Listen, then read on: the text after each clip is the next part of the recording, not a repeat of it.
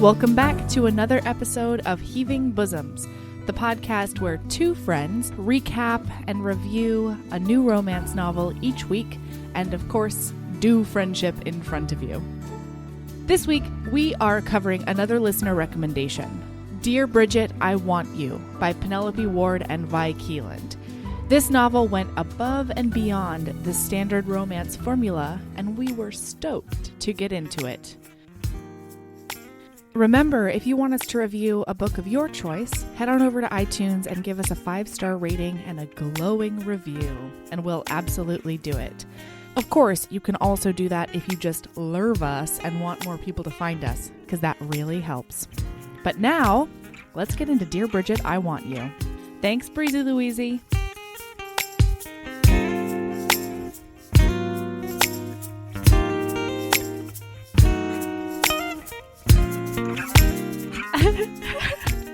Hi, Erin. Hey, Mel. What's going on with you? Oh, hey, girl. Hey. It's so funny when we say hi because we have been dealing with technical issues for like the past half hour. So it's like, oh, good morning, as if we haven't been sitting here. Chittery chatting. Chittery, yeah. So what's new with you? Oh, golly. What's new with me? Lots. Yeah. Yeah, lots. But what's new with you? I have a question for you. Oh, and then balls. I have some news. The question for you that I've been saving until we pushed record is, I notice you're wearing the same reindeer onesie that you were wearing last week. And I know you've had a really terrible week. And so I just want to make sure that you've taken it off. You know what? I appreciate you. As soon as I woke up this morning and rolled out of bed and put this shit on, I knew that there was going to be a moment where we addressed it. I don't know that we necessarily had to address it in front of the listener. However, I actually don't mind. Is there another way to address it? That's true. It's true. You know what? Here's the thing. The good news is that I actually have not worn this reindeer onesie since the last time we recorded. That is good news. It is really good news. So in that time, I have washed it. I hung it up even. So be proud of me there. Uh-huh. It's just that, we record on your end in the middle of the night. Yes. We record on my end at around 7:30 or 8 in the morning. This morning, I was rolling out of bed and Ember was crying and I was like, tottering around. And so I was like, you know what? I just need to grab one thing that I can put on. And it turns out it was this onesie. Actually, you know what? Honestly, I have had such a terrible week that I forced myself quite a few times to get fully dressed because I have a full-time job, but I work from home. And so I can do whatever I want. I can work in my underwear. That's why I was really worried that you would wear one. Yes, no, totally. Onesie. But I was like, you know what? If I almost forced myself to go to the gym. I did not actually get that far because we had like this crazy northeastern bomb cyclone that we experienced. So, okay, honestly, it has been so cold. Okay, to all my fucking haters out there. When I said what's new with you, I expected you to like lean in and be like, bomb cyclone. No, that was the most delightful thing about my week. Mm-hmm. No, bomb cyclone. It has been so cold that 2 times we have been doing all the things to make sure it doesn't happen. But 2 times this week, the pipe, like the water has frozen so that it doesn't get up to the 3rd floor in our house, which is where our main bathroom is. So thankfully, I have a shower in the basement and we have been able to shower. And like Ember's been bathing in the sink, which is so fucking adorable. But, this week I forced myself quite a few times to like get up and get actually dressed and put on mascara and be a fucking person because otherwise I'm so tenuously close to slipping into another funk that I've really so I've been vitamin D'ing, I've been lizard lamping, I've been, running up and down the stairs because I haven't quite gotten to the gym yet. And that is what I have been doing because my mental health can sometimes be something that you really need to pay attention to. That's everybody. Everybody. Whether you're having a bad week or not, you need to be paying attention to your mental health. Absolutely. Absolutely. And I'm glad that, you know what? I'm glad you asked because I really do think that it needs to be addressed way more. I don't know. Like, you always hear that comedians and everything are usually the most depressed people. And you're like, what? They're so fun. But yeah, the one thing I can say is that this podcast, both preparing for it by reading the novels, texting you, whether it's love texting or hate texting, and and recording is like a huge bright spot in my life. I want to clarify. We didn't text like we hated each other. We were just texting about hating life. We weren't like in a fight or anything this week. I just don't want anyone. I want anyone to be concerned like we were in a fight or something. No. Well, you know, and like, you know, I'll hate text about a passage in a book, you know, or something like that. But yeah. So I'm sorry. I asked you what was new with you, and you came at me about my reindeer onesie. So what is actually new with you? I have some news. It's visual news. Oh. So I'm gonna do a few passes in front of the camera. Oh. Holy shit, guys. She is currently waving a canary diamond? Lab grown, I'm guessing. Oh, canary sapphire. Mine is also a sapphire. On her left hand ring finger. That is gorgeous. Thank you. Because apparently Erin buried the lead this week and she decided that she was going to spend forever with her partner. Yeah, I got engaged. I actually got engaged last weekend. I'm sorry, Mel. Are you fucking kidding me right now? I wanted to do it on the podcast. I thought it would be fun. I am questioning our fucking friendship. I know. Okay, there's two things. All right, listener. We are now totally on the same level. Oh, wait. Is the podcast over? No, the podcast is not over because I love the listener. Okay? You, on the other hand, I am not certain about. No, I'm totally kidding. We can listen back. I'm so happy about this. I waited like 5 days so that we could listen back on this forever. Oh. And guess where I'm going to get married, Mel? New Jersey? Alaska. And you know when it's going to be? Like fucking If you February. don't say July, I will fuck you up. No, in fact, it happened, and I texted everybody, and then I was like, I'm gonna wait to text Melody, and I'll do it we'll do it on the podcast so that we can listen back forever and like, you know, be like, that was when Erin told Melody she got engaged. God, I love it so much. You know, I love it so much. And okay, then, wait. Several times this week, I almost caved and was like, I just gotta tell her. But then every time we talked this week was like, not the right time. You know what? Thank you. I mean, I'd like to think that even in my haze of crazy, I could be really happy for you. Oh, yes. But yeah, there's probably a lot that you were like, you know, she would like to give this more attention than she's capable of right now.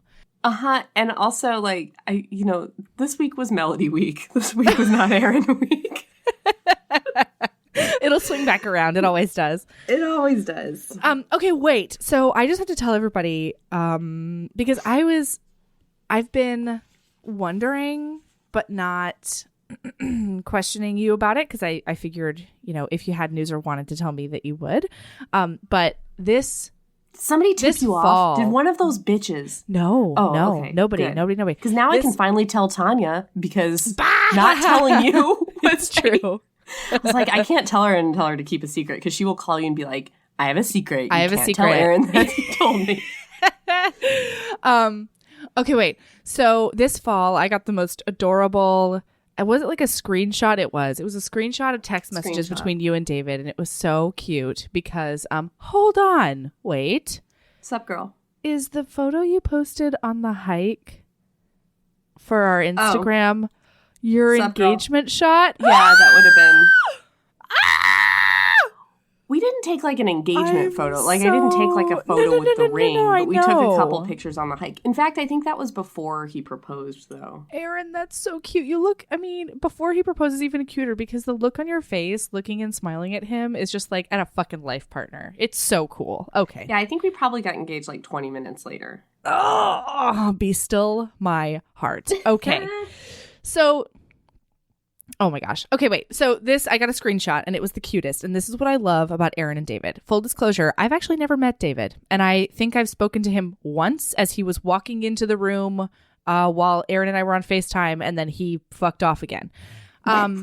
But I love listening or like seeing their exchanges because they're so funny. I mean, first of all, you already know how funny Erin is.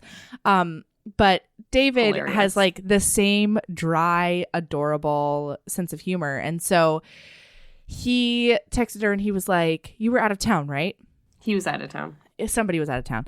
And he was like, hey, when we are back together, maybe we should check out some rings. And Erin was like, yeah, okay. and then he goes, just FYI, my budget is ring pop. Yeah. And then the next text I got from Erin was, so I guess I have to figure out a flavor. Yeah. And I was like, cherry all the way. I was thinking cherry, but I went with lemon instead. It's gorgeous, my love. And you guys, oh my gosh. Yeah, you guys are excellent.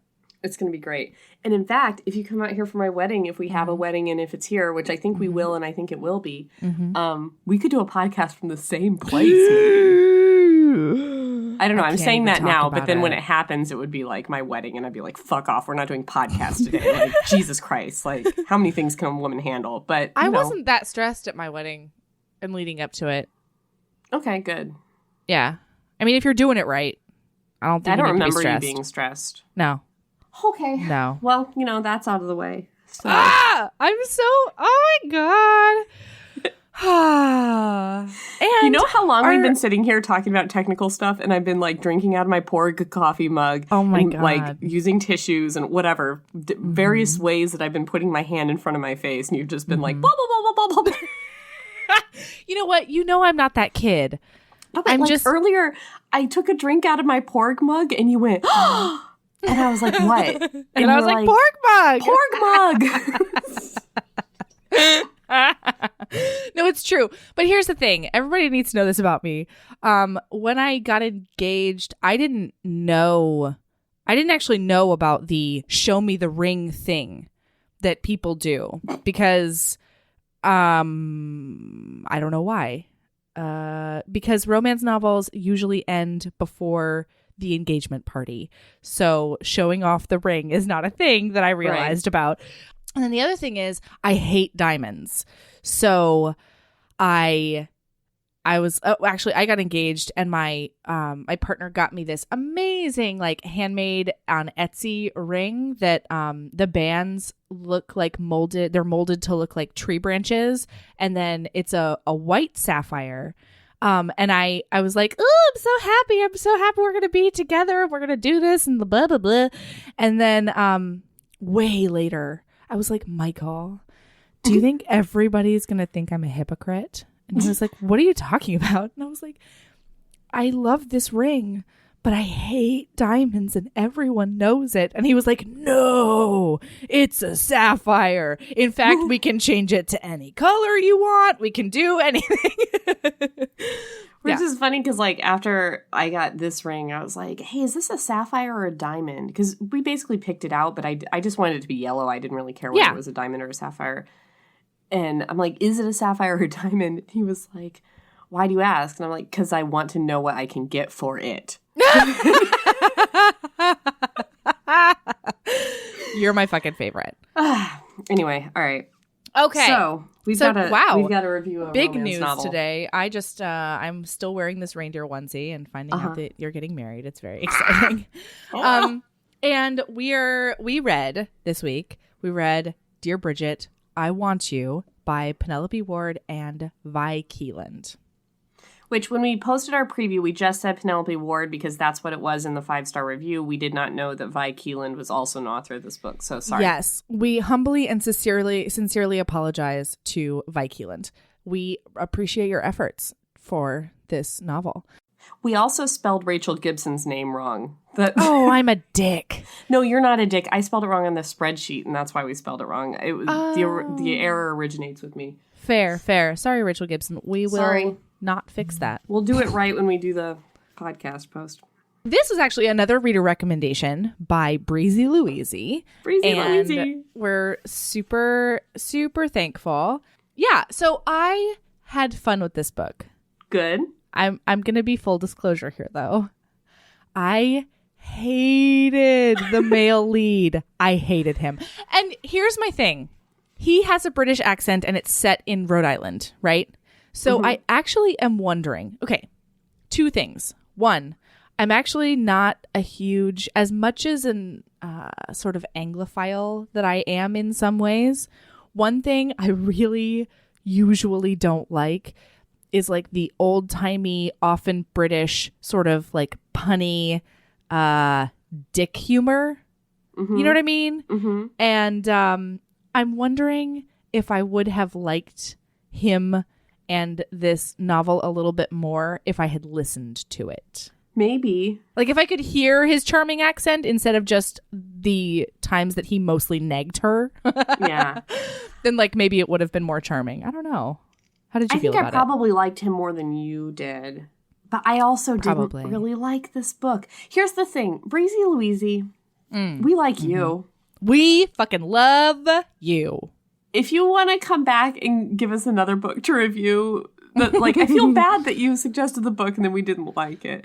I mean, but it's still, here's my thing. I've been going back and forth on this. I still think it can be a fun podcast. Oh, it's going to be a fun podcast. I just don't want poor Breezy Louise to be like, this is my favorite book. And then be like, aw, my friends Erin and Mel didn't like it. So if you want to give us another one, we'll do it. Yeah, totally. Okay, so we've got, what's her face? We've got Bridget. Bridget, right?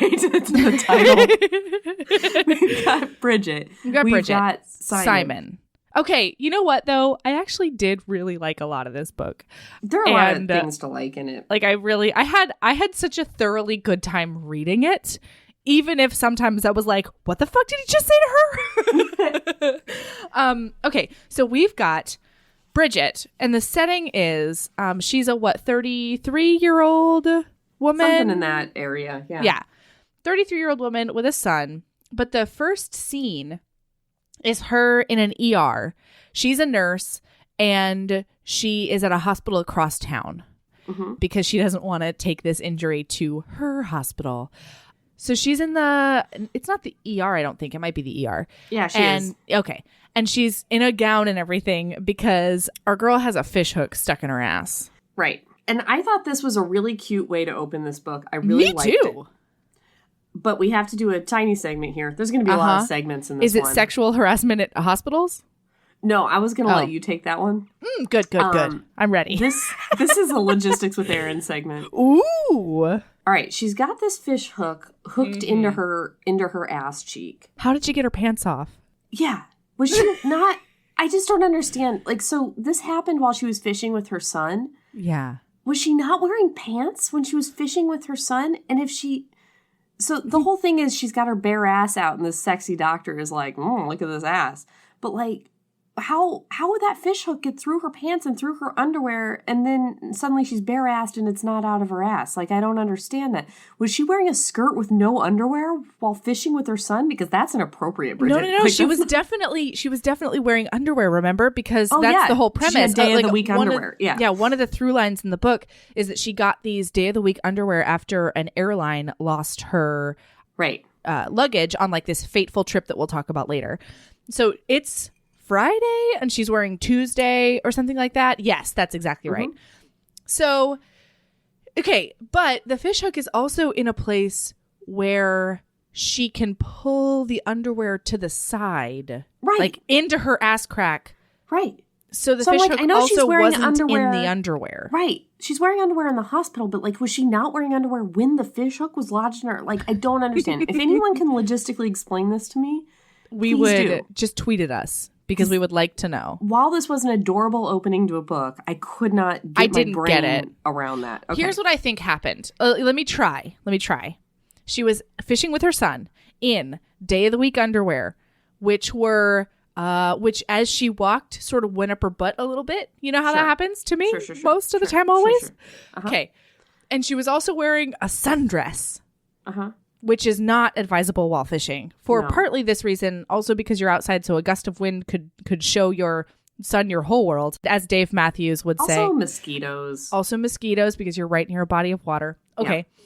So logistically not a good idea. However, sundress, schmookity up underwear. I wish you could see the shimmy that I just did to show how the underwear schmookitied up. I'm thankful that I could. And then as she was casting, the hook went under her... Under the sundress. And cleared then hooked the sundress. Right into her ass. Yeah, clear. Yeah. No, you know how... Because fishing lines and other things with heavy things at the end whip around. There's a parabola. That thing. So I think that's how it happened. Right. That's my best guess. Okay, so she's in the hospital, and I just have to read. This nurse comes in. After hearing that, I think you should really look into being a defense attorney. All right. Okay. So, can you say schmookitied up in a courtroom? Oh my God. Excellent. We'll do a segment after this when it's just me and you, where it's going to be things Erin has said in a courtroom with Erin and Melody. Yes. Okay. All right. So this nurse comes in, and she is she's talking to Bridget.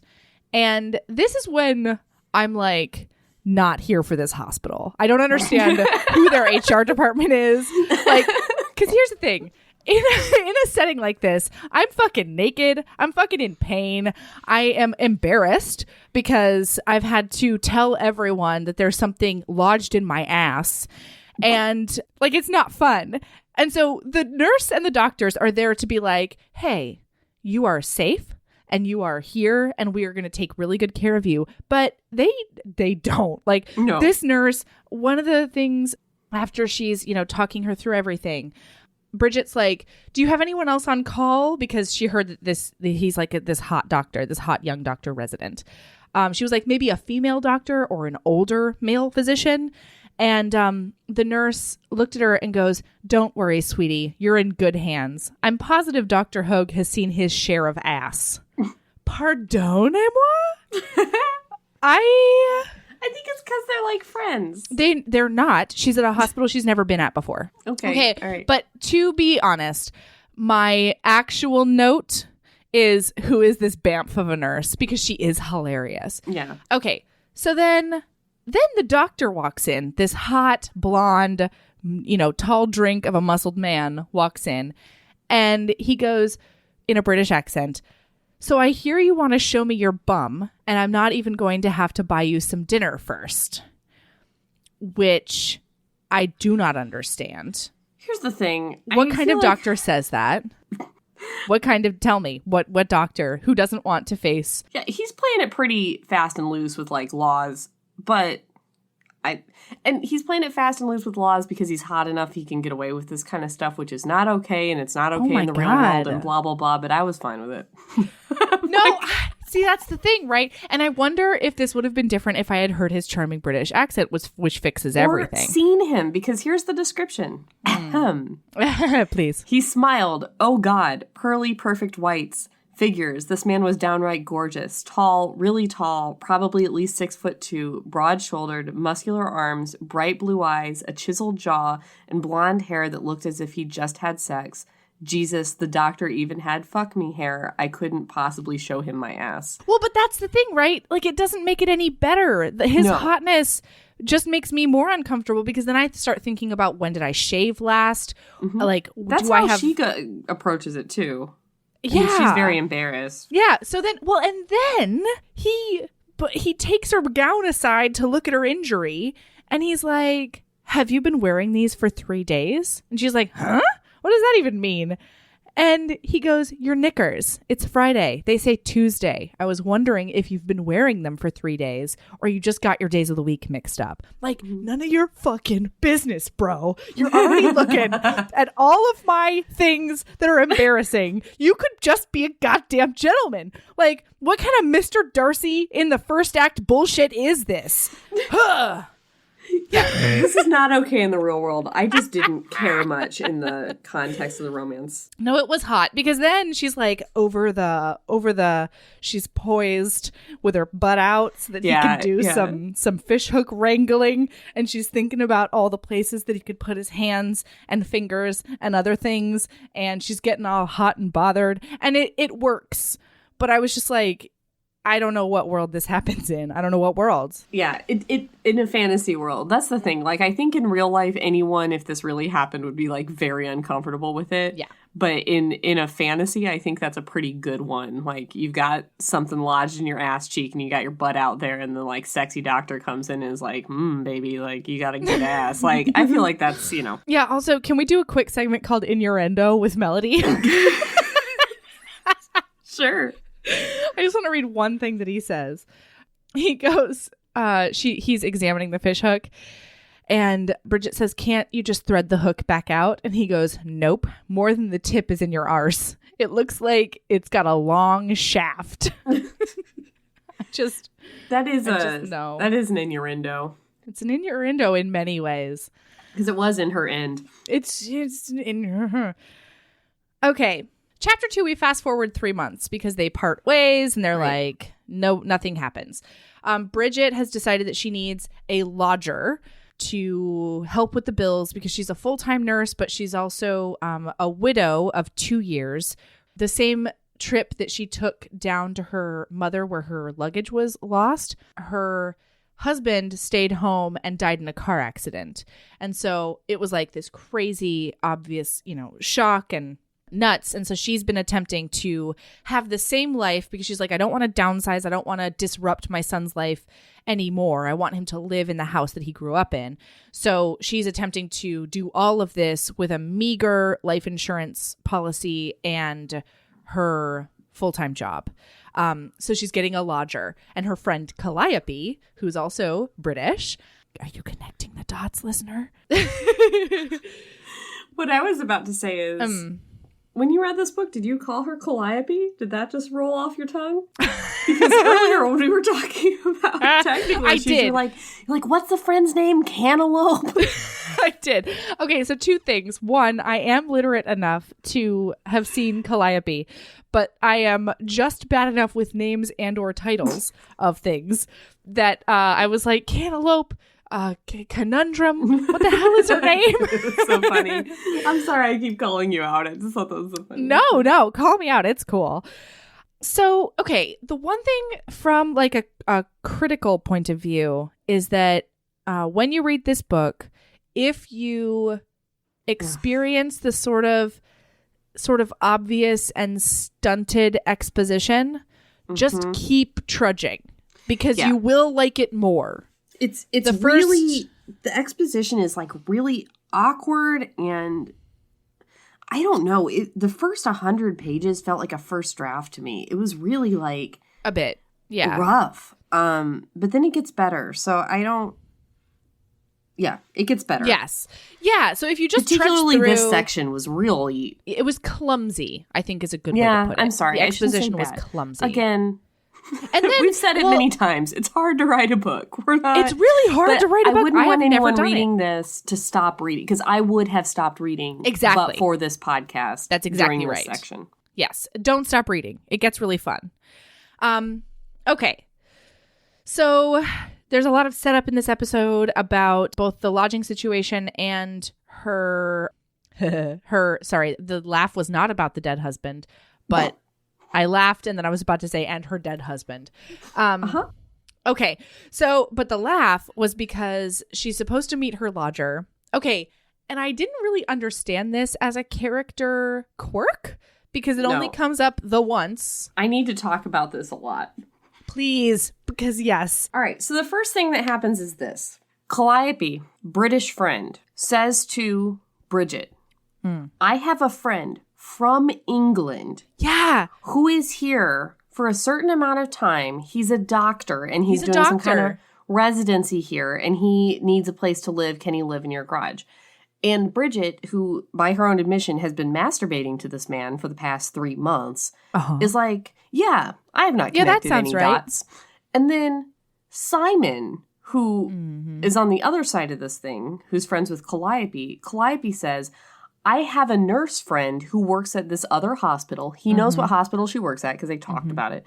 Who works at this other hospital. Her name is Bridge. And she needs a lodger. He also doesn't connect the dots. And when they figure this out, she's like, oh, you're the British doctor that is from the other hospital that's friends with Calliope? And I'm like, what? And he's like, yeah, I didn't connect the dots because she called you Bridge instead of Bridget. I'm like, that's the fucking lapse in, like... As if that's not a common English nickname I was for just Bridget. Like, how dumb are these two? So then Bridget goes to take a bath, and she says... This is where it gets real clumsy. I mean, it was clumsy before when she was talking to Calliope, but it gets a little weirder. So she's like, hey, reader, I just want you to know, as the main character, I have this thing where I just pass out spontaneously when I take baths. So anyway, I was about to take a bath. When and I'm she like, what? Heats up. She gets too hot. Yeah. Yes. And so, and as Stop a nurse... taking fucking baths when you're alone. What? Yeah. Only take baths with other humans. Or don't.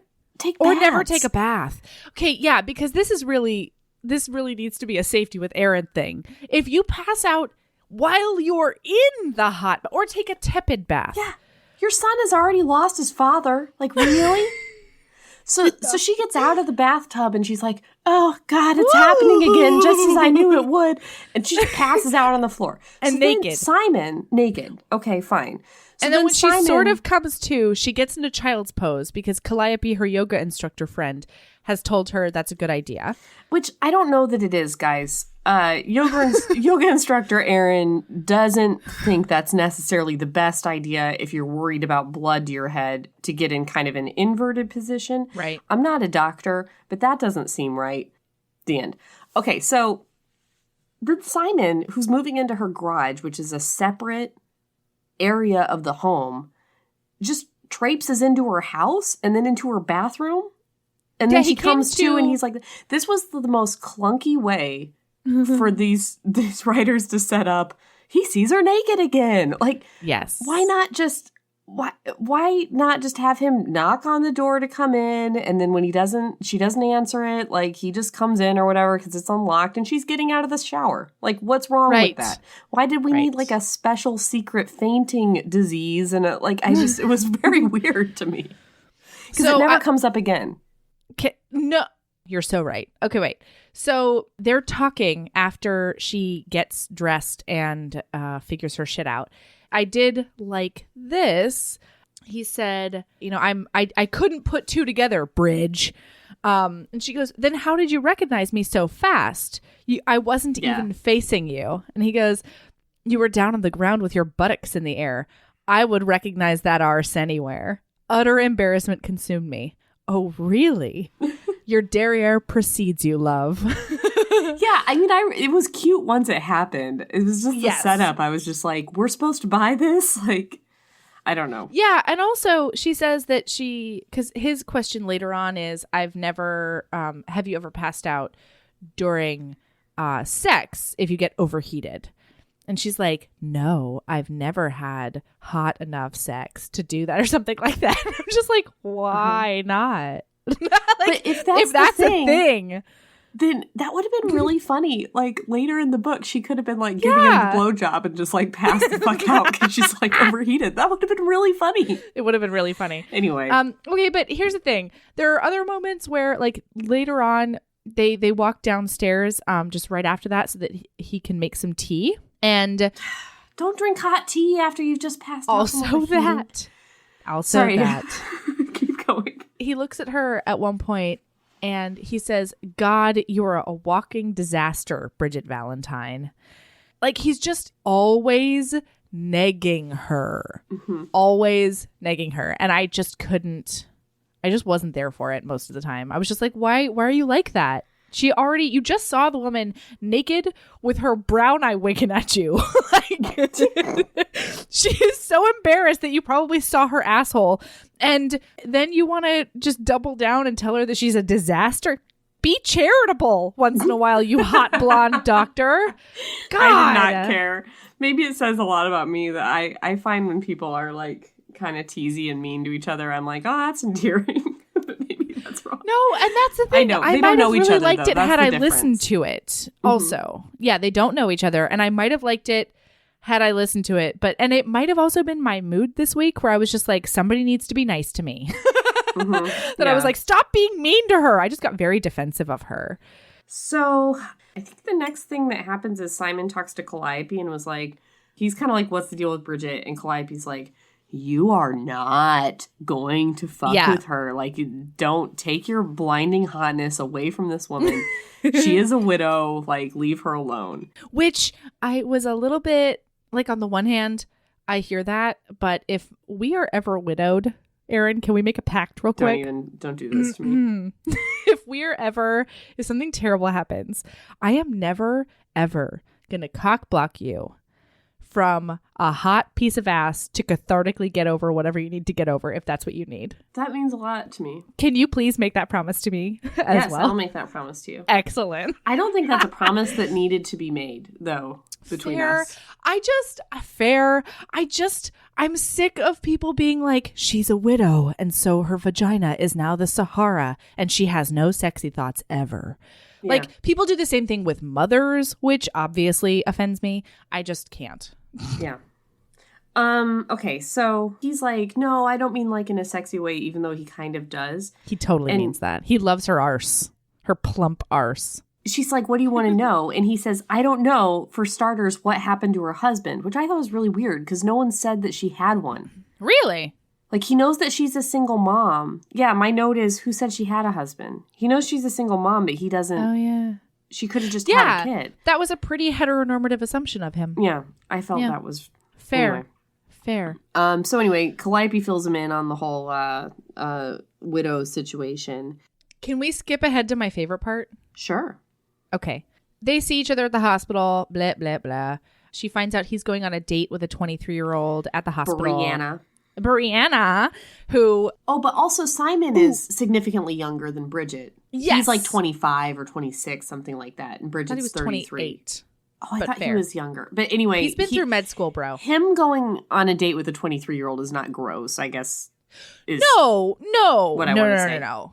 But she's not younger gross. Than him. Yeah, it's safe for him because he doesn't want anything serious. His plan is to go back to London as soon as his residency is over, which I also didn't quite understand because aren't there different medical laws and measurements and a bunch of shit in the UK? Like, they use the metric system, first of all. And maybe that's the same in medicine. Like, I don't fucking know. I just think it's weird to be like, I am going to go to a foreign country to get my degree and then seamlessly transition back. Like, yeah, maybe people have gone to like Cambridge and stuff. Yeah, maybe it's also just that I don't know why you would come to the US to do that. Like, people go to Cambridge and stuff, you know? He was running away from his past, remember? Yeah, I know. He has a sordid past, everyone. And he was going where Calliope was. Which I know even less why you come to the U.S. to be a yoga teacher. Because again, we've covered this. Oh. But it's not like we make tons of money as yoga teachers. Okay. So she sees him do some charming things with an elderly patient. And they're like charming and generous and sweet. Yeah. And so she's like, I wonder if there's more to him. Don't think about that, Bridget. Don't think about that. And then he goes on a date with this 23-year-old and it's lame and stupid. And so he's like, I don't know why. There's just something about it. I just want to go home to this woman that I can't touch or be near. Mm-hmm. And so then he goes and she hides a Kindle. Uh-huh. That's my note. She hides a Kindle and he like tries to get it from her and she jumps up and down because she's also bird-sized and he's mountain-sized. He's huge. And so she's jumping up and down trying to get it and doesn't. He finally gives it back to her, but they do some bonding and she's like, what happened with your date? And he's like, I asked her what kind of animal she would be if she could choose and she said a Pomeranian because they're cute. So Erin, I would like to ask you, what animal would you be if you could? Okay, if we're strictly speaking that you have to be like a wild animal in the world. Yeah. I think I would be a bear. Ooh, a bear. Their whole thing in life. I like that. Over the summer. First of all, sleep right through that winter. It is Fuck magical. Winter, I'm going to bed. Yeah. The summertime, their whole goal is how eat much as can I possible. eat to get the fattest that I can? Totally. And when a bear is real fat, it's like, ooh, you're a sexy provider. You are doing well. And if you've never seen a bear just sit in a stream with its mouth open, just waiting for food to just fly into his mouth, You've not seen life or love or happiness. Yeah, I want to do that. I just want to sit somewhere and have the food that I'm eating. Like, I don't even want to have to use my hands. Here's the thing. The bear is the connoisseur of human sushi conveyor belt. Mm-hmm. Yeah. That's how it originated. I do not know a happier place. Okay, I hear that. Okay. So if I have to pick a wild animal, that's where I'm going. Okay. If I'm allowed to pick a very we're doing more than one? I'm sorry, I don't. No, I'm into it. No, show me your brain. If I'm allowed to pick a specific animal. Yeah. Rooster the dog. I have seen her life. Every morning, she rolls out of bed.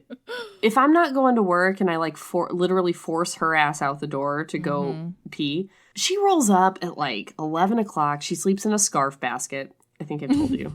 Yeah. She rolls up 11 o'clock, gets up, eats some food, goes right back in there, gets she goes from bed to scarf basket, back to bed to scarf basket. All she does is eat and sleep all day. And the heat vent. She lays on the heat vent like a cat. I just want that life. Her whole life is snuggles and food. I hear that. So, yeah, I would rather do that than be a bear because bears have to deal with the elements and danger. Roosters, there's never been a better life for a living creature than what she's got going. How about you? Okay. This is tough because this is also my spirit animal answer. Oh, God. Should I But guess? It's also true. Yeah, do. Wait, you're not going to say otters, are you? Are you? I was going to say an otter. Oh, no. You weirdo. Wait, why? Nope. Go. Why, oh, no? Just... Maybe I don't know enough about otters, everyone. I just read this article recently that was about we're going to ruin otters for you. Oh, I don't think I want to know. I know. I don't think you can handle it right now. Okay, wait. So I'm not going to do it. Are they rapey? Are they like ducks? Oh, no. I'm so sorry. Otters fuck each other to death. I'm so sorry.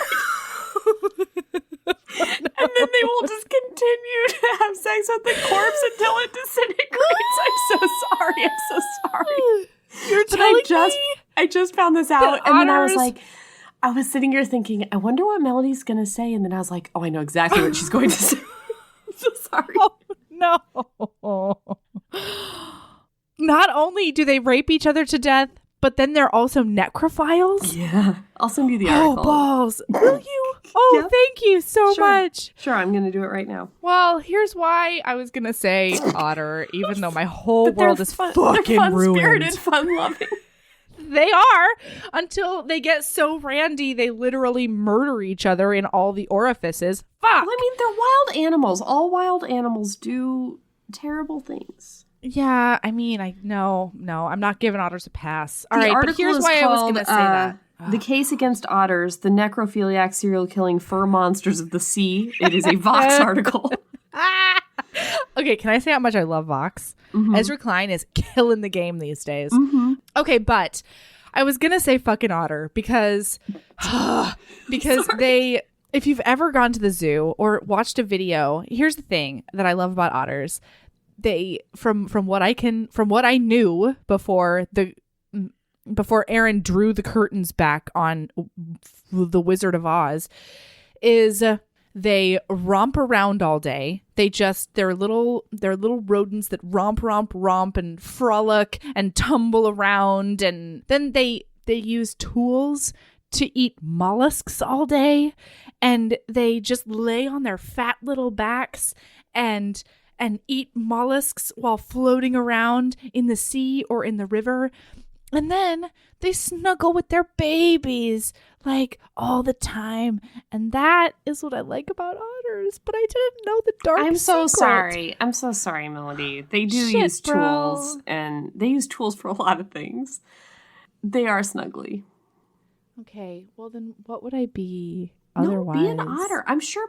Listen, I've seen a bear rape another bear at a zoo one time. It was deeply disturbing. It's just what animals do. It's fine. It's fine. I would also say dolphin, except they also rape each other to death. Yeah, I think it's just a thing animals do. Okay. All right, so Simon asks Brianna what kind of animal she would be. Brianna says a Pomeranian.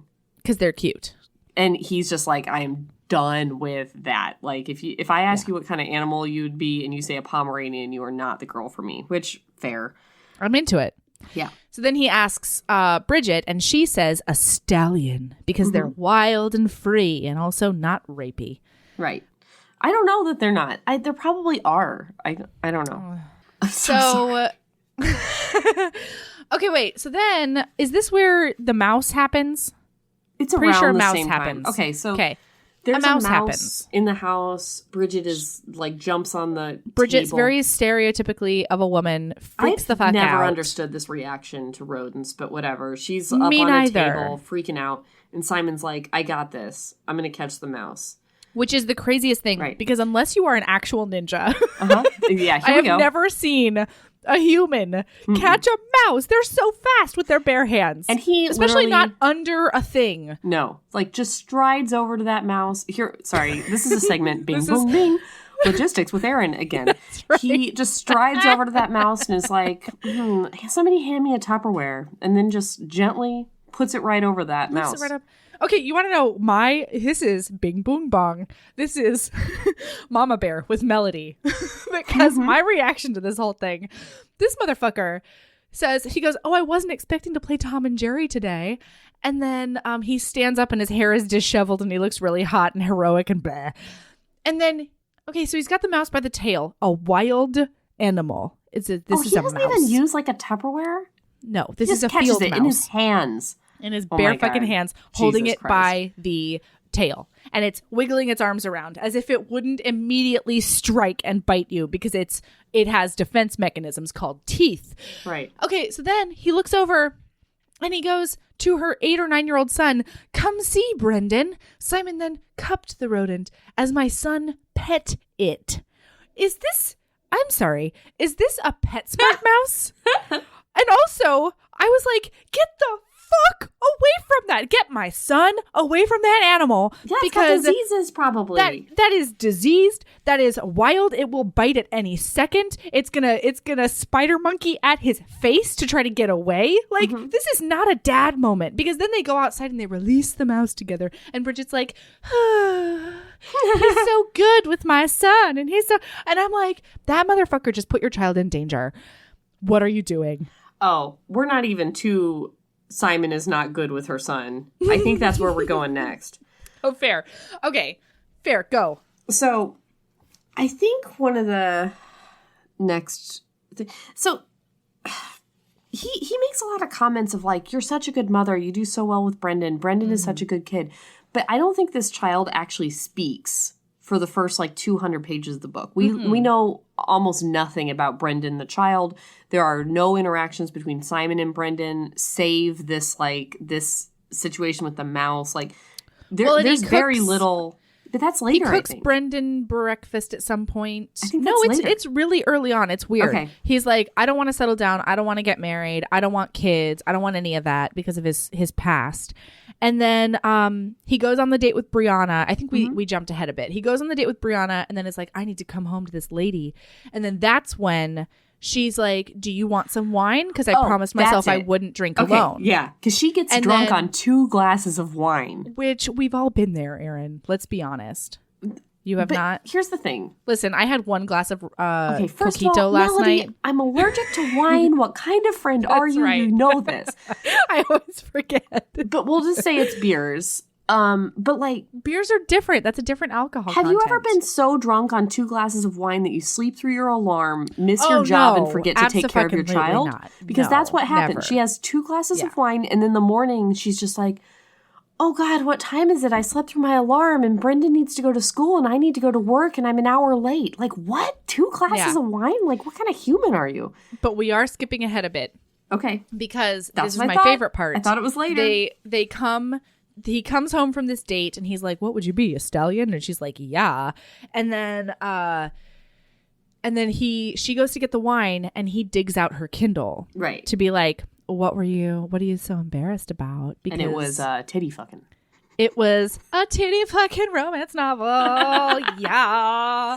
And then like, it's a guy who's like doing sex to a lady's boobs, and then he like splooges in her face. And I was like, wow, and he was like real impressed. Like, ooh, that's what romance novels are. I mean, yeah, I was impressed too. Yeah, Thank me you, too. Penelope Ward and Vi Keeland. I would like to see more of that kind of thing more in a of romance that, novel. guys. Less of miraculous mouse catching, more of that. Well, and like less of the never mind. We'll get to that later. Okay. So, she wakes up late and Simon's like cooking Brendan breakfast and is like, I'll take him to school. Wait. We have to note, he doesn't just read it to himself. This is what I loved about it. Okay. He read it out loud to her while they drank wine together. And it was hot. Not going to lie. Mm-hmm. Yeah, that was a good part. I enjoyed that very part. hot. Yes. So then she can't handle her life. And he then, this man goes in the span of 12 hours. Mm-hmm. He goes from, I don't want kids. I don't like kids. He actually says to Calliope, well, you know me and kids. Right. And then, does all of that. And then just thinks to himself, you know what? As a 26, 7, 8-year-old bachelor, I'm just going to get up and saunter around and shirtless and make sure that this child gets what it needs because I know when school starts and I know when he needs to brush his teeth. That's exactly and I know what the timing of all the things. She says, oh my God, I can't believe I slept in. Like, what happened? I didn't even hear my alarm go off. And he says, that's because I turned it off. And I'm like, how dare you? The renter that lives in my house came into my room and turned off my alarm. And then he's like, sit, have breakfast. I'll drop Brendan off and I'll be back to clean up before I get to the hospital. He knows where his school is? How do you know when he goes to school? Yeah. How do you know that it's not 30 minutes away? You don't know the timetable of how long it's going to take. Right. I was just like, what? How? You've never even spoken to this kid. Like, I'm just, yeah. I mean, on the one hand, my ovaries exploded a bit. On the other hand, it made no fucking sense. Oh, I don't know like what my ovaries do. Your ovaries react differently than mine. Yeah, they've been quieted by a copper IUD, but they did not react in a positive way to this. No, it was weird. It was weird. So I think this is the double date is probably what happens next. Oh, yeah. Well, he brings a juicer into their kitchen because and that's like breakfast time, right? Is that a plot point you think we need to go over? I fucking love a juicer. Oh, Erin, we forgot the part where he brings a juicer in and puts it in. I don't even know what. So anyway, they set each other up. They decide that they need to set each other up on a date. She says, I haven't gone on a date since Ben, because Ben's her dead husband, because it's been difficult for me to get over that whole thing and grief and everything. Makes total sense. Fair.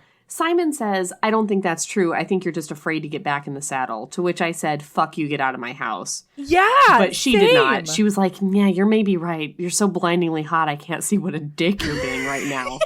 Because he doesn't know her. Neg me some more, Simon. Yeah. I was Neg me some more. Yeah. I was like, I'm afraid. Get the fuck away from me. You don't know me. You don't know my life. You don't know my grief.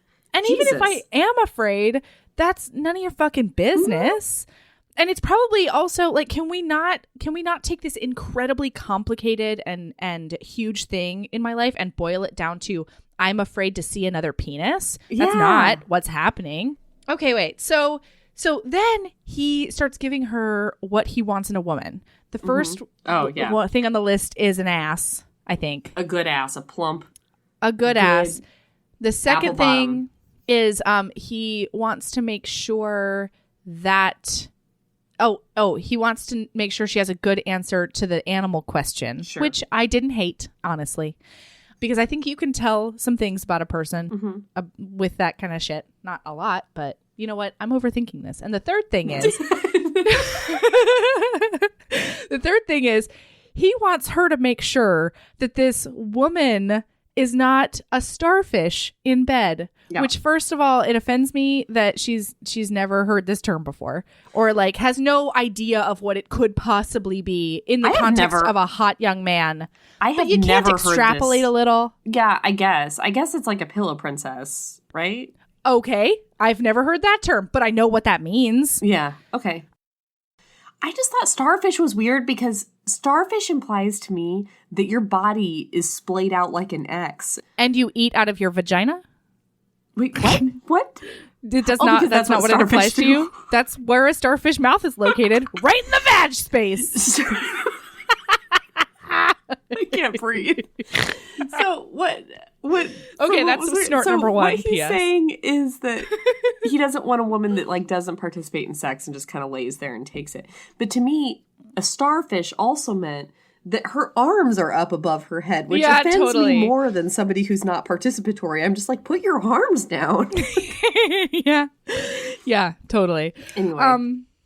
Okay, so she's supposed to ask these women all of these questions. And she's like, well, fuck that and fuck you, which I appreciated about her. Because here's the thing. They both want each other so badly that they, both of them, tank this date. He, under the guise of, I want to make sure that she's protected and with somebody nice, sets which her is up bullshit. with like a shitty guy. Oh, God. Sets her up with a guy who can't stop coughing. It's a nervous tick, yeah. And he's not he's not handsome either. No, he's like podgy and salt and pepper in a bad way and bleh. And then she sets him up with a woman with no ass. And then when he asks her the animal question at the date, she goes, a kitten, because they're cute. And also they turn into cats. And I like cats, which, sure. But he's like, we got to go. So then they go home together. Wait. Oh, sorry. I just want to read one sentence from Simon's narrative during the date. He thinks to himself, like he's thinking about how good she looks on this double date and how much he wishes she was on this date with him. And he says, not to mention her strawberry creams. Sorry. The levels on that are going to be a fucking nightmare for you to edit. Okay. You know what? We're going to figure it out. And my excitement is worth it. Okay. Keep going. Not to mention her strawberry creams look damn good squeezed together with just a hint of cleavage showing. I have never heard breasts referred to as strawberry creams in my life. Do you want to know my note? What? All caps, it says strawberry creams. Is that a thing? Because I've never. I read this again. Where do you think I read this UK book? listeners, on a plane? It was on a plane. The answer's always on a plane. Turned to the person next to me. I was like, have you ever heard breasts referred to as strawberry creams? Like, I immediately needed to ask everyone, but I was in a Wi-Fi-less situation. Yeah. Hey, UK listeners, if you can tweet at heaving_bosoms and tell us whether or not strawberry creams are a thing. We do have a fair number of UK listeners. We do. And if email is better, you know where to find us. Yep. Let a bitch know, because I have strawberry creams. I mean, I didn't. No, you know what? I don't even get it. I can't even say I didn't hate it because I didn't get it. I didn't hate it. I was just like, are they red? Like, I don't understand. You know how I feel about the word creamy to describe heroines in books. No, Whoa, totally. Crimson Mountain. Yeah. Putting the lotion on its skin. So then they go home and they're like, well, that was stupid and that sucked. And then they start talking about how much they like each other. And he's like, if you put yourself out there in any manner, you wouldn't have a problem finding a man. You're extremely attractive. And she's like, well, thank you, but you don't have to say that. And he goes, no, I don't, but it's the truth. You're naturally beautiful, even when you're not done up like tonight. You have gorgeous lips, ample tits, a fit body, and a mighty fine apple bottom. Yeah, I swooned. I did too. I totally did. And then she goes, oh, go on. He goes, you think I'm kidding, but I'm not. Like, it's so good. Also, they talk a little bit about her dead husband here. And she's like, it's just kind of hard and it gets lonely sometimes. And Simon's like, oh, she wears her grief and her vulnerability on her sleeve, which I was like, no, she doesn't. Like, she barely talks about it or thinks about it, because we know her narrative. Like, I don't know. It's also been 2 years. Yeah. Like, but it's not big in her mind at all. Yeah. In this book. Yeah. So I thought that was a little bit weird, because she doesn't ever, not that that's wrong, but she doesn't ever like get sad about it at all, or like be vulnerable about it toward him at all. Yeah. I thought that was a little odd. Okay, so why don't we skip ahead to the letter? Yes. Okay. This was another thing. She finds this thing in her trash. It is a letter. No, not trash. No, he slipped it under a door. Oh, no. Is that what happens next? Because I thought field day was next. Oh. Yeah. I need to talk about it. I'm sorry. Fair. So she finds in her trash can in the kitchen a letter from school that Brendan, her son, who's like, I don't know, 9-ish or whatever, put it in the trash. And it's a letter that invites fathers to a field day at his school. And she finds it and she has almost no reaction to it emotionally, except to be like, oh, this sucks. He doesn't have a dad anymore. Like, this is sad for my son. And I'm like, if I found this, I don't want to like judge her grief process or whatever, but man, no oh shit, no tears, no. She was just like, oh. Yeah. Welp.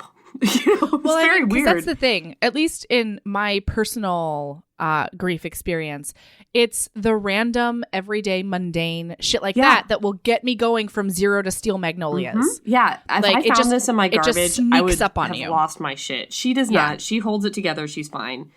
And which is admirable in some ways. Yeah. She tells Simon, I'm not judging it. No. But it's also like Simon can't also be like, oh, you're so vulnerable. And like, I don't know. It's like you can't have it both ways, authors. But whatever. Yeah. So she finds this thing and she goes to Simon and she's like, this is so sad. And so then. So then Simon, she also says, God, Simon, you must find this house so depressing sometimes, constant reminders of death. And my note was, this is literally the first one. Right. The first time anyone's even talked about it. Anyway, so Simon takes it upon himself to be like, you know what? I'm going to go to field day with Brendan. No, that's unfair. That's an unfair characterization. For some reason, he drives Brendan to school again. And I don't know why. Because that feels like a weird boundary, especially for somebody that... Oh, we do not give a fuck about boundaries. Like, get ready. No. And you know what? The murderino in me and like the mama bear would be like, hi, why are you so interested in my son? Yes.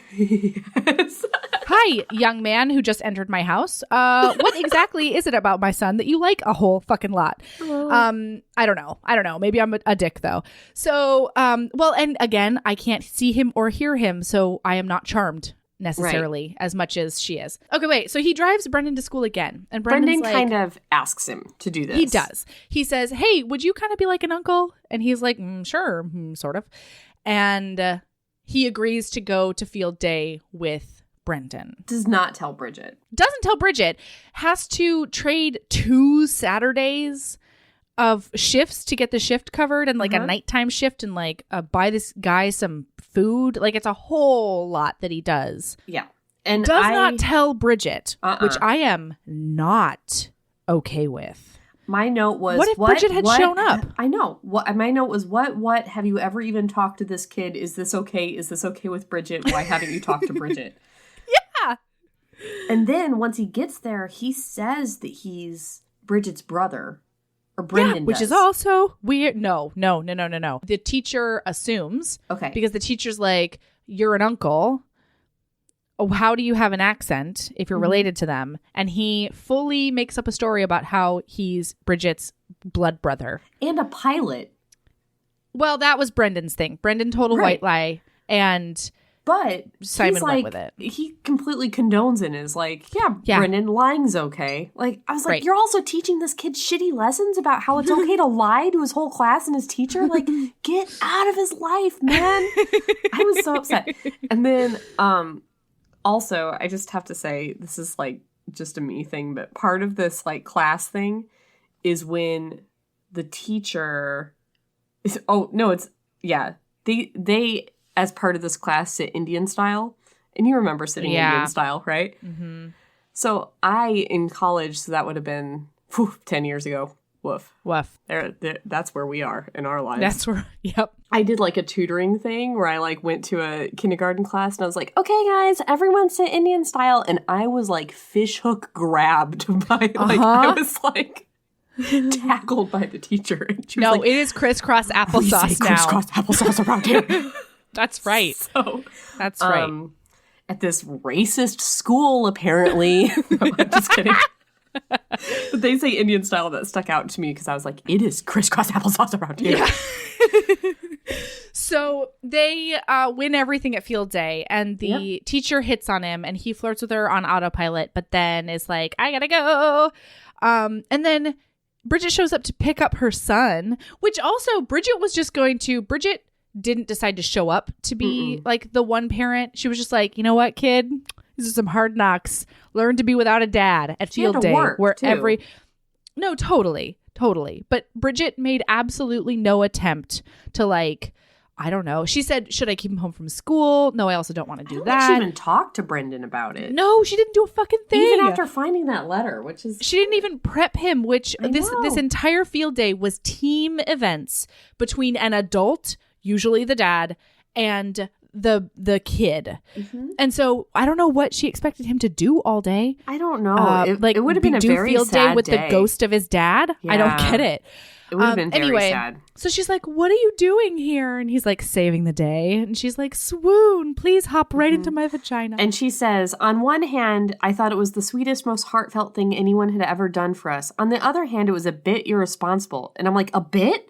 A bit? And then she's like, wait, you're teaching my son lying? And I'm like, yeah, this is very irresponsible. But anyway, so that happens and she just swoons over it. And then he also, during this conversation, they talk about possibly having feelings for each other and her being a little jealous of the teacher. And he says, to her, enough time has passed since Ben died. It's okay to have feelings for someone, you know, especially... Oh, no, wait. This is Calliope. Okay, good. Yep, sorry. I apologize. This is Calliope. But still, she says to Bridget, enough time has passed since Ben died. It's okay to have feelings for someone, you know, especially someone who's a truly great guy. Calliope knows he's a total player. Yeah. And also... I mean, player with a heart of gold, right? Sure, fine. Like, that's supposed but to be she knows the how thing. irresponsible he is with women. And also, Melody, if either of us is ever widowed, if you come at me and say enough time has passed, oh no, we'll shank each other. I will murder you in the face. Yes. Oh, like, are you kidding me? And you know what? You will be completely and utterly fine. That's and fine. Also, I give you no permission. Point in this book does Bridget say Calliope was my best friend, blah, blah, blah. She repeatedly refers to her as her yoga teacher. So I don't think they're even that close. I thought that was heinous. Calliope. Yeah. Heinous. Oh, but Calliope redeems herself. No, she didn't. She does. She but redeemed herself in my brain a bit. Was heinous. Yeah. In my opinion. Okay, so then the letter happens. Let's just skip ahead to the letter. I don't remember exactly how it happens, but he's like, I have to tell you this because I've been wanking to you for days and weeks, and I have to tell you. So he writes a letter that he wasn't even going to give her, but then he ends up slipping it under her door. And it's hot. Don't get me wrong. It's good. It's a good letter. I was in her shoes and I was heating up a bit just reading it. It's good shit. Mm-hmm. So then she can't stop thinking about it, obviously, and she decides that she has to write him a letter that she actually will never show him, just to get her thoughts out of her brain and keep moving. Is it in the first letter that he invites her to come to his room and watch him? No. Okay. No, he says, in the first letter, he says, I don't want to make the first move. However, from now until eternity, my door will be cracked and you can feel free to come in at any time. And so she's thinking about his open door and all the things. And so she pens him a letter back, which is excellent. Because here's the thing. This book doesn't have a virgin trope, but it definitely has the I've never known what good sex is until I met this guy trope, which is annoying in and of itself, but is fine because I guess people don't know sometimes. People definitely don't know sometimes, but she talks about her husband and how sex was okay with her husband, but it was never great. And fine, but I think I would have liked this. But they were together for 10 years. Yeah. How do you never, ever inquire about things that you might be interested in? Just inquire. Just a casual, like, hey, what about? I believed it. But, really? Yeah, okay, I was fine fair. with that. Okay, but I would right. have liked the book more if he had been just better. Because I think it was kind of a cop-out for this book to be like, he was bad at sex. Later we'll find out he was kind of a bad husband too. But I think it's such a cop-out to be like, she's able to be in love with Simon now because Ben was such a shitbag. Totally. Because that's not real life. If somebody's spouse dies, that doesn't, just because they were wonderful does not mean you can't love somebody else in the future and have that person still be wonderful and big in your mind, and you still be in love with that person that's gone. Like, I I didn't like how the book kind of tore Ben down in order to make Simon possible. To make room for Simon. Yeah. Anyway. Okay, can I read you my favorite section out of her letter to him? Mm-hmm. She says, while you were busy digging a fishhook from my ass, I was relishing the feeling of your big hand touching me and imagining what it might feel like for you to fuck me from behind while I was bent over the exam table. I also imagined your finger in my ass, which is actually pretty strange for me since I've never done any sort of anal play. But there, I said it. It made me so happy. And then she like opens up completely. She's like, I'm scared. I'm not 22. I've given birth. Like all the things. And I totally understand that completely. She also writes, after that first encounter in the emergency room, I came home and masturbated to thoughts of you. It had been the first time I'd used my vibrator in years since my husband died. You awoke something inside of me that I thought was dead. And I wrote, why did we miss that? This is a romance novel. Yeah. Hey, Penelope. Yeah. Hey, Vi. Yeah. Write us you up didn't a need little, to fast forward those 3 fantasy. months. You could have just given us one more scene. Yeah. Okay. But it was hot to find out this way, too, in their defense. Can I say, so after this, she sleeps in again. She sleeps through her alarm a second time. Sorry. Okay, no, plot point. The PS on this is, I'd really appreciate it if you could video yourself jerking off. It's been my most recent fantasy, and I'd like to see it. Yeah. So then, bitch can't handle her life anymore. She's losing sleep over Simon. Sleeps in again. Brendan wakes her up, and she has written the letter, like, put it in an envelope and put his name on it in like scrawling letters. So she's rushing around getting ready and she's like, fuck, where's the letter? Fuck. Cannot find it. So then sorry, she's I like, skipped ahead. No worries. She's So like, much. Brendan, what happened to my letter? And he is like, oh, I gave it to Simon. It had his name on it. So bye. And she's like, oh no. So then she goes into his room, which is, I guess, understandable in this context, but also a really fucking weird thing to do. I would do As it. if he wouldn't immediately open a letter from her. Like, I just don't understand the moment where you're like, this guy wrote me a sexy letter. He gets a sexy letter. He gets a letter back and doesn't immediately rip it open thinking on the off chance it might be sexy. Mm-hmm. Like, I guess it is weird because her son handed it to him, but her son probably said, I found this in Mom's room. It has your name on it. Yeah, totally. So anyway, she goes into full freak out mode. She starts rifling through all his things and sees some law papers in a drawer, period. End of discussion. And then keeps rifling. Finds the envelope, but not the letters. Bleh, and goes to work. Mm-hmm. And then doesn't see him all day, but then he catches her and he writes her a note, a prescription.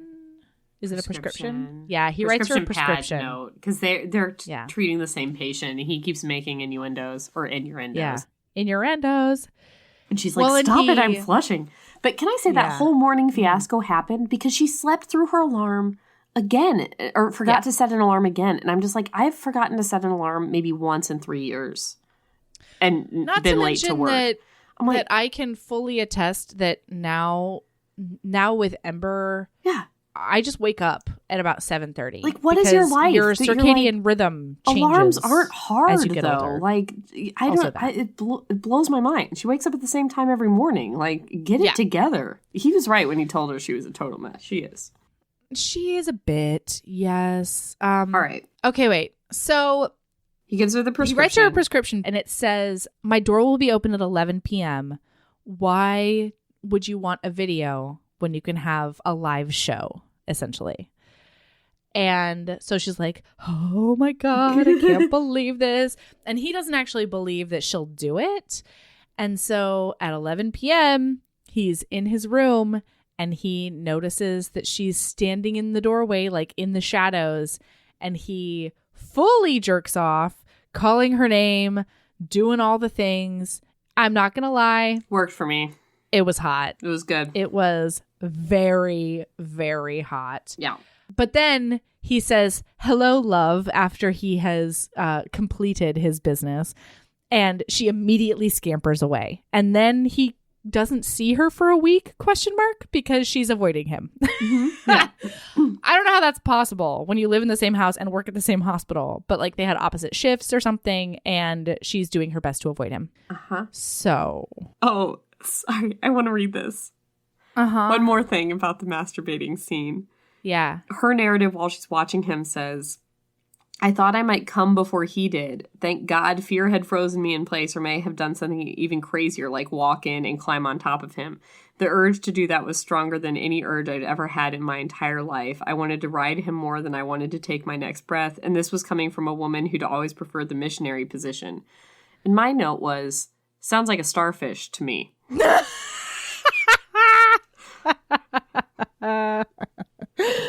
Like, she's not even in the bed to starfish. She's just standing at the door. Like, that's very starfishy in my opinion. So... Oh, wait, can I randomly read you one note that I just found because I skipped it and I loved it? Sure. It's just a description that I really, really enjoyed. Because we've been harping on the writing a bit, but there was one that I super enjoyed. She sees him and walks up to him and says, to make matters worse, Simon looked absolutely gorgeous in a fitted ribbed sweater and dark jeans, as his manly scent wafted in the air and floated right between my legs. And I really enjoyed that because it's just such a good description of like getting the smell that's really attractive and having a lightning bolt go straight to your doodah. That's so funny because that was on the double date. And I highlighted the same section. And when you were weirded out by it? No, the wafting, whatever. But I highlighted the section that said he looked sexy in a tight, ribbed sweater. And I highlighted that, and my note said no woman ever. Like, no one's ever been like, ooh, baby, tonight, would you mind wearing that tight, ribbed sweater? Like, I just imagined like a turtleneck that showed his nips. I was like, ugh. Yeah. They avoid each other for a while. He tries to talk to her at work a couple of times. Oh, wait. During the masturbation scene, I do have a snarky note real quick. Because she goes... I knew that if I just reached down and touched my own clit, it would set me off. And my note is, as opposed to his clit.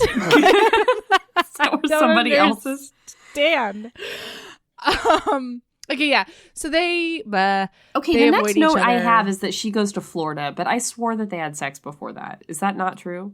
They absolutely did not have sex before that.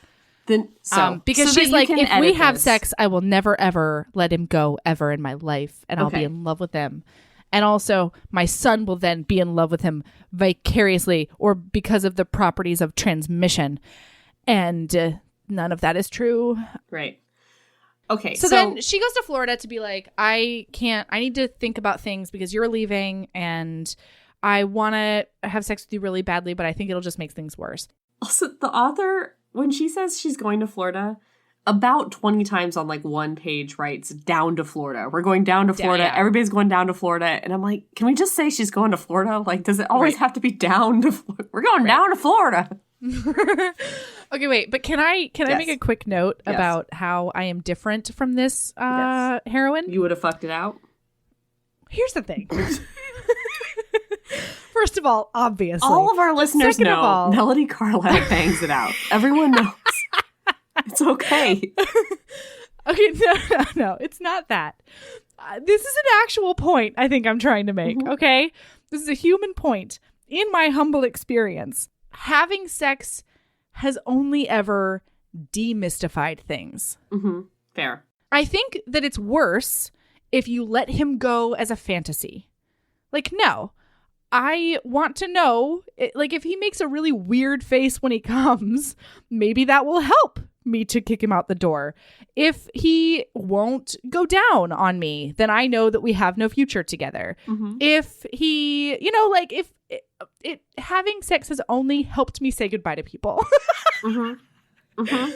So I don't really know the problem here, but apparently I'm a different breed. I've had a lot of people tell me that I'm basically a dude with a vagina, and I get that, but still. You don't know that women, when they have sex with somebody, have a secret pheromone that they imprint on that person? And I guess. I'm just I joking, guess. People their say vagina that. just because comes in an iron jaw. Latches emotional iron jaw. Okay, so anyway, she goes down to California, Florida.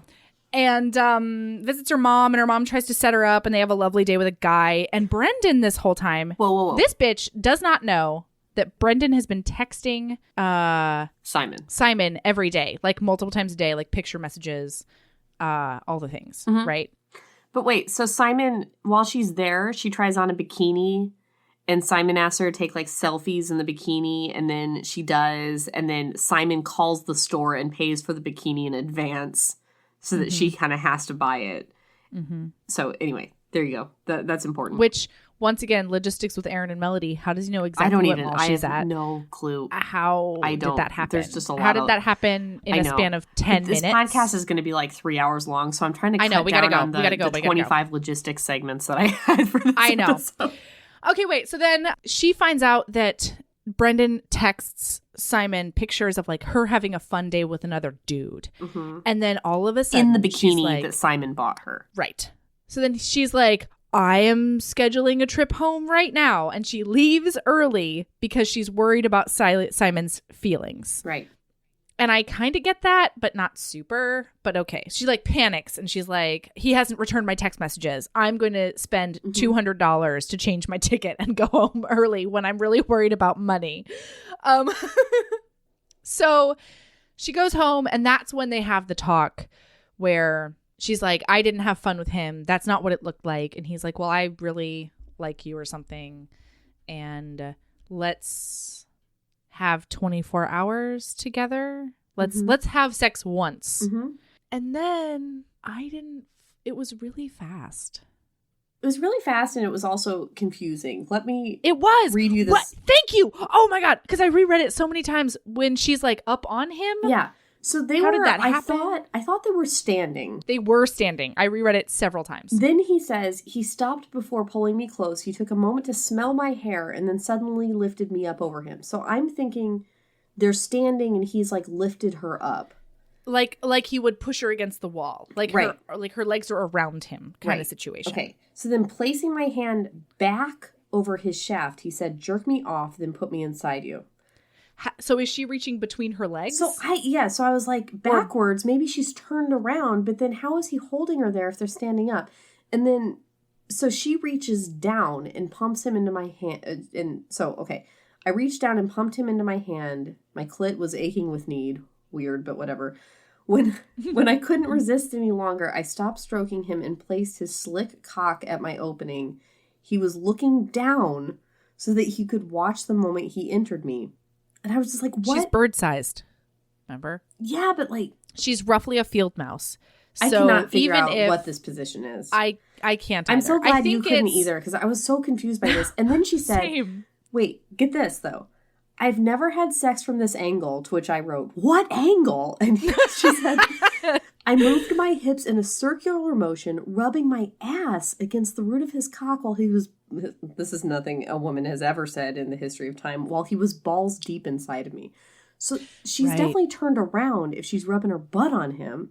So I have no idea how they're standing, but she's turned around if she's rubbing her butt on him, but also her legs are around his waist. So I'm like, is she going backwards Exorcist style around his waist? Like, what is going on? No, I think it's like, yeah, it would be more that her ass was like cupping his balls if they were, I don't know. I was so confused. Anyway, they end up on the bed. Sure. And then he just like pumps into her and they're done. Yeah. And I was like, really? This is what you do during your agreed upon one sexual session? I don't understand that. But I also sort of get the I'm so excited that I have to immediately get it in kind of situation. I don't know. Later, how did you like this? Because I thought maybe you'd be into this. Did you like when he rubbed either cheese or marinara sauce on her nipples? I did not. I didn't know because it was food related. So I thought... No. Melody was in a hungry place when she read that. She may be like, marinara sauce. It's delicious. No, I think it was because he I imagined like a cobra striking, being like merp. So they're eating dinner on the floor. They're both naked. They've got like plates of pasta or whatever. And he's like, he like just dips a finger in his sauce and just like puts it on her nip. And then is going to lick it off. And I'm just like, if I was if that was me, I would just be like, what? Did you just... What the now fuck I've gotta, are you doing? Now I've got to clean myself, jerk. Well, no, he will clean it. But I mean, you're not going to also, like, do a double clean after that? Sure. Like, come on. No, but it's a very sensitive area. And so, like, booping my nipple with some sort of thing is not sexy sounding. But you know what I did like? Mm-hmm. The second time they had sex, he immediately made her letter fantasy come true. Mm-hmm. She was standing at the sink, mm-hmm. and so he made her letter fantasy come true, which I really enjoyed. Okay, and then he decides they're going to have 24 hours. Right. Oh, P.S. During his freak out from California, he was fully moving out when she got home. Florida. Yes. What did I say? California again. He said California the second time. It's fine. While she was in Florida, he saw those pictures and he was like, done packing up my stuff. She's with another man. I can't take this. Yeah. And I'm going to go because I can't handle, my heart can't handle it. Mm-hmm. Okay, we gotta speed up and move on and truncate some things. Although because a metric fuck ton happens after so much this. happens after this, and it's like, I was just like, how is this book not over? But also, when they're having their 24 hours of sex, I wrote the note Melody Kryptonite on one passage. Do you know what it was? No, tell me. It was this passage. I wish I could read aloud and watch your face, but I can't have my eyes in two places. Okay. I'd never given any thought to the difference between having sex and making love. Oh. Uh-huh. But what Simon and I experienced tonight was truly making love. He truly made love to me. It was beautiful and moving. Snort number 2. I fucking hated that. Anyway, she talks about how they made love for like making a while. Love. Like Kenny G style making love. I can't. I feel like I'm itching my scalp right now. Here's the thing. I am not opposed to the idea of an emotionally transcendent sexual experiences. I have had them. I really enjoy them. I think that they're an important part of the human world. I just cannot handle the description of making love over and over and over again. I can't do it. Okay. Right. Okay. So here, I'm just gonna do some skippage, right? He goes to the UK to apply for a job or have an interview for a job because that's still the plan. She's very upset about it. She wants him to stay. He revisits some demons in his past that aren't that important. And slays the demons. Mm-hmm. And then he comes back ready to be with Bridget. They decide to be together. He then has a really sweet scene with Bridget's son. And he gets his acceptance fully, like, I'm on board with you two being together from the 8-year-old, which I actually thought was really sweet. And then I thought to myself, wow, this was a lovely book. And then I tapped on my Kindle and I was 73% of the way through. And I was like, what could possibly happen from here? Here's what happens, everyone. The law papers that were mentioned in one sentence.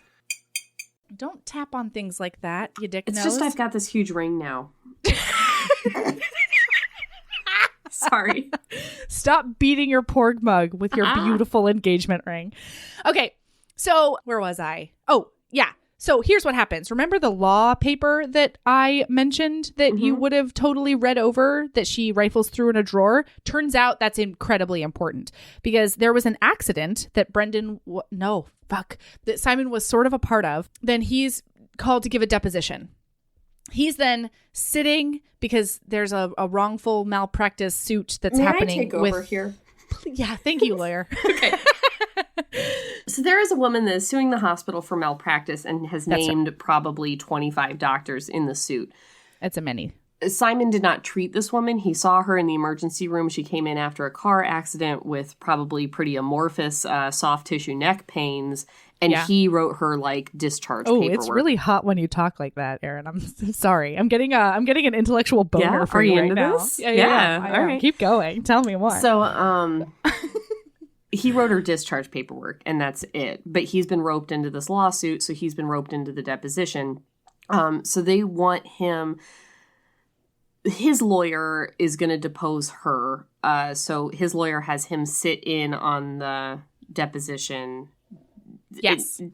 Just in case he can. As a non-lawyer, okay, none of that is explained. As a non-lawyer, I was texting Erin being like, is he allowed to do that? Why would he be in on her deposition? Like, I don't understand. To do that, yes. But I would think that you would want the doctor who actually treated her and saw the injuries to be the one in on that particular deposition. No, because that lawyer doesn't represent that doctor. That lawyer represents Simon. That deposition is just for Simon's lawsuit. Oh, it's not a group. Oh, I don't know. They didn't say that there was like a big group of lawyers that was deposing her. You can do that, but I think it's just Simon and his lawyer and her. So we're only talking about just Simon's part in this during that deposition. That makes more sense. When I'm reading this, I'm like, why the fuck are we at a deposition? Like, yes. End your What's book, happening? Penelope and Vi. Okay, no. All right. So here's what happened. This bitch, I don't actually mind her very much. Yeah. It's not her fault at all. I'm not being anti-her. I'm just referring to everyone as I do as bitch. Okay. So, turns out, plot twist, everybody, Ben is a fuckface. Ben is the worst person ever because when Our Lady was down in Florida, visiting her mom, he was in the car getting roadhead from his mistress of a year. Mm-hmm. And that's why he crashed the car and then subsequently perished. So she didn't know about any of this. He finds out. I'm struggling over here. Well, please go ahead. I have to talk more about the deposition. I'm sorry. So Simon is so mad at his lawyer because he's like, the lawyer is going to ask her about if she was giving roadhead when the crash happened and if that man was married and if she lied about those two facts. And Simon's like, how is this relevant to whether or not I treated her? And lawyers are awful and fuck lawyers and lawyers are terrible. I really enjoyed that about him, by the way, because it's true. Oh, about Simon? Not the lawyer part. Yeah. No. Simon being like, hey, why is this a thing? Leave her alone. That's none of your business. No. It is your business because here's the thing. All right. Maybe I do hate lawyers. No, go ahead. Because this made me so mad. She is not the victim in this situation. She put herself in this situation. She's suing the hospital and named 20 doctors for a soft tissue neck injury, which let me tell you is bullshit always in every malpractice suit. And she's trying to take Simon's money and Simon's career by saying, oh, my neck was injured because Simon signed a note to discharge me from this hospital, not because I was sucking a guy off in a car. And then she wants to lie about that and then pretend that her lying about that is not relevant to her lying about this injury. Bullshit. When somebody who's suing another person lies, it's relevant because it shows that they are a liar. That is super fair. I was so mad that he was like, oh, my lawyer's so terrible. It's like, no, she's terrible. She's bringing a bullshit medical malpractice suit against you. She's terrible. I think it was mostly fair. I think that I was personally turned off by this doctor because of his like boys club party har. Yes. Sure. Like he was actually awful. He put a picture of her in front of Simon and was like, you want to look at these tits? Like he sucked. Yeah. But the thing that sucked about him was not that he asked her about this stuff. It's relevant. That's fair. And it's also relevant to how she injured her neck. Yes. Because your neck is totally in a different and is in a wrong spot in the car. Okay, wait, but then Simon does a total 180. Yeah. Because he's like, I don't want to know about this. I don't want to. I want her privacy is paramount to me. I am above this. And then as soon as he's like, and what was the guy's name? Ben Valentine. And then he's Simon like, needs to know all the details. Yeah. Hey, lawyer, you're my best friend, and I need to know all of the stuff. Fuck her privacy. When this was a guy that I didn't know. And a nameless widow that I didn't know, I was all about her privacy and her, whatever. And now that it's somebody he does know, I just thought it was so hypocritical and shitty. That's what I thought. Okay. So, crazy though. More crazy shit happens, guys. It's like the last 25% of this book is packed with things. Yeah. So let's just go through them one by one. Simon finds out that Ben had a mistress. Simon then needs to know all about the mistress.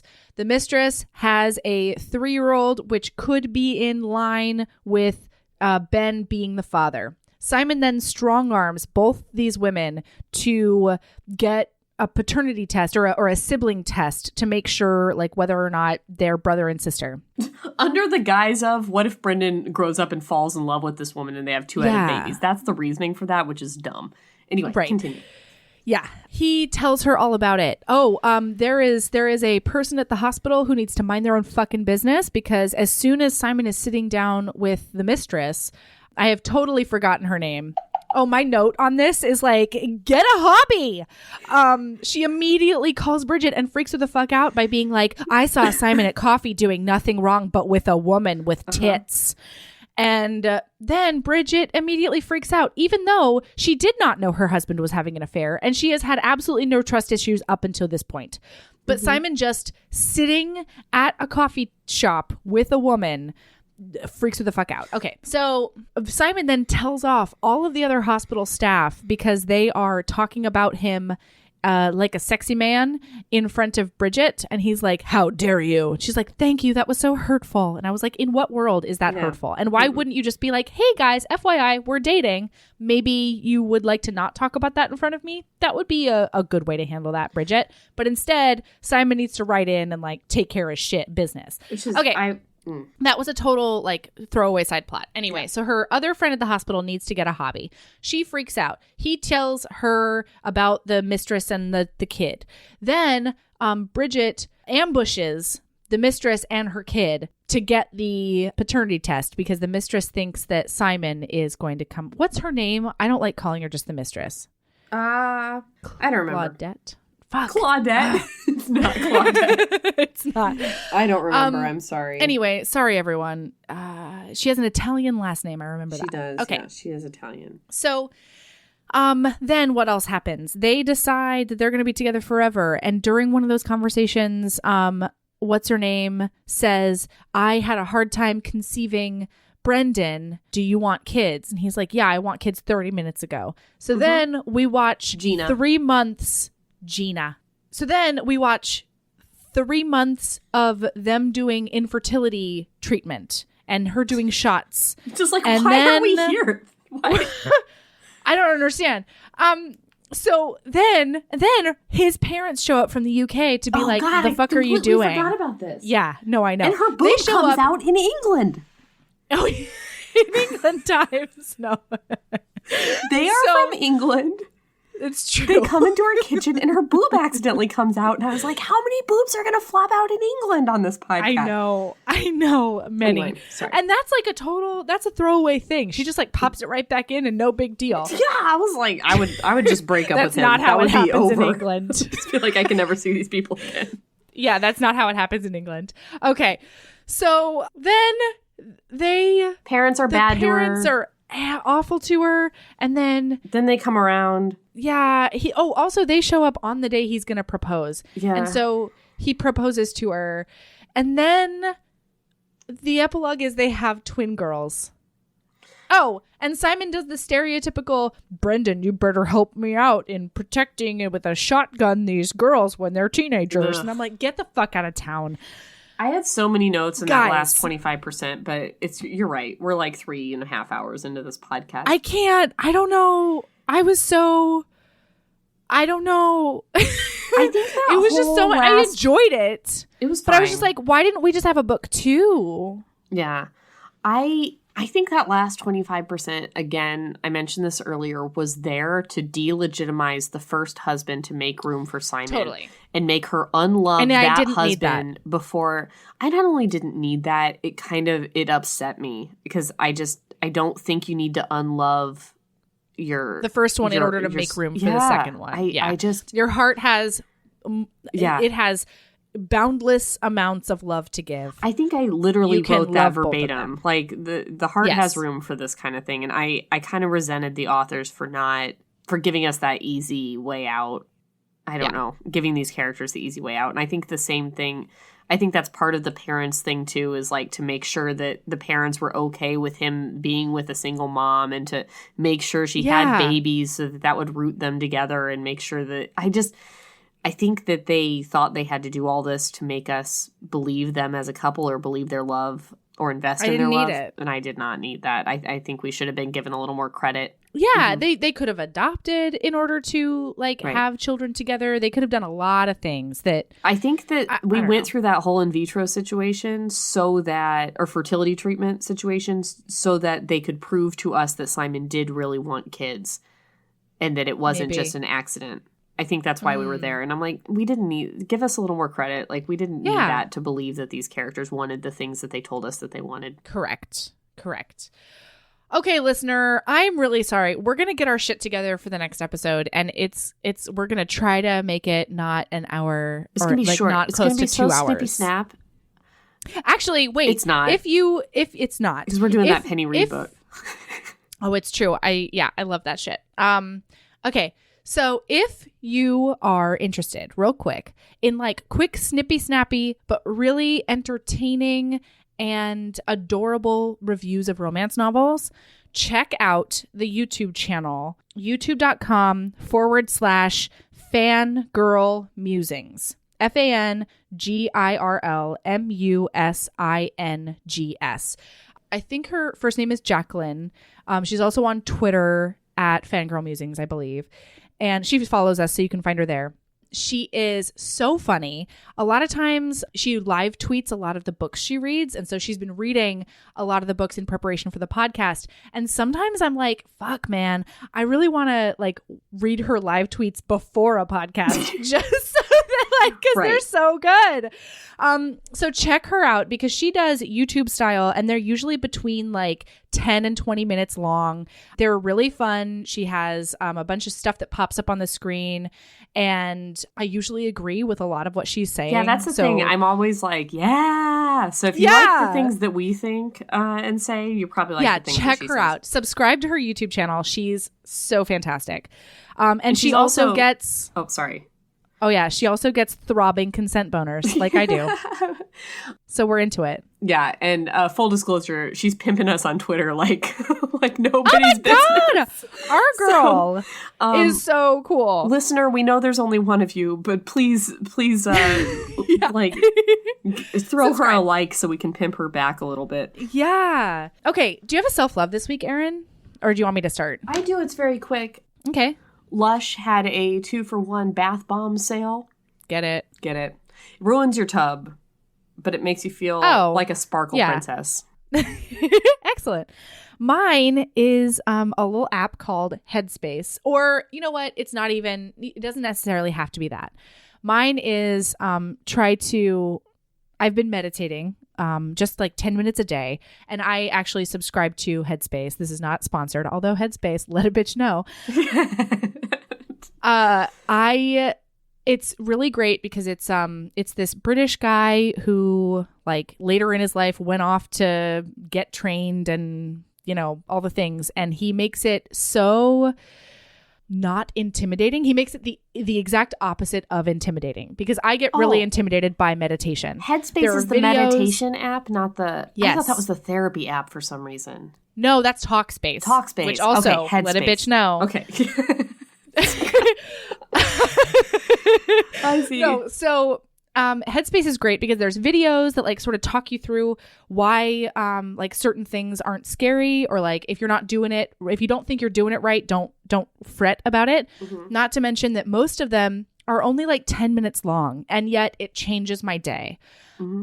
Or there's apps. Yeah, I used for a long time Buddhify. That's a good one. Spelled like Buddha, but Buddhify. But I kind of ran out. They don't have like a limitless supply of meditation, so I kind of got a little stagnant. It took me like 2 years to get bored of the same ones, but because there's only so many. And now I've got Calm, which is apparently the most popular app on apps. I don't know what are apps. They're the most popular app. And it's free, but if you throw them there, you're like $5 a month or whatever. There's meditation programs you can do for different things like self-esteem, relationships, sleep, all that kind of stuff. And then they give you a different one each day that's new every day. That's 10 minutes. Cool. Those are the two I use. Awesome. I still use Buddhify. I'm not saying I'm pro Buddhify. I just ran out of. Excellent. Yeah, so there's tons out there. There's a ton that are free that'll help you. There's also like the subscription ones that you can do. But just take a little time to center yourself because even if you're in a really, really good place, it can help you just sort of streamline your day and get focused and get centered. And I have found it very beneficial. All right. So that's my self-love. Okay, you can find us on all the things now, basically. Twitter, which I'm actually replying sometimes, guys, and I don't always tell you it's me, but get ready because I mean you might be able to hear the tone difference. Yeah, Who you knows? guys should guess whether it's me or her. I think it's pretty easy. That would be fun. Okay, so Twitter is at heaving_bosoms, Instagram at heaving bosoms, Facebook at heaving bosoms podcast, or just search it, and then Gmail is heavingbosomspodcast@gmail.com. That's right. And it's been a while since we've gotten like a true listener email. So if you're in the mood to just chat with us, you guys we do are getting reply. lazy and you're just tweeting us. You're not getting lazy. We love you. I'm just kidding. I'm joking. But we've gotten really Facebook messages. We have. Yeah. But we enjoy the emails. We Give fucking us the love emails. it. Yeah. And I don't know. I'm stoked about the rest of our lives. So keep being a badass and love yourself as much as you love strawberry creams. Oh God, strawberry creams. And making love. Oh, and making the love. All right, well. All right, I'll talk to you soon. All right, have a better week this week. I will. You know what? Come hell or fucking high water. I will. All right. Bye, girl. Bye.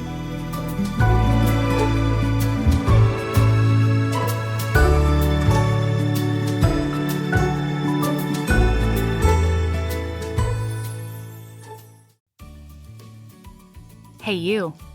Yes, listener, you. Are you loving the show? If so, please leave a rating and review in your podcast app. The 90 seconds you take to say something nice not only helps new people find the show, but it makes me super smile over at HBHQ. Also, I've had a few people ask, and the answer is yes. We are still doing the 5-star bribe. If you leave us a review with 5 stars, then we'll do whatever book you want. We're real deep into the list, though, so it might be a while. Lilas! Okay, back to the show.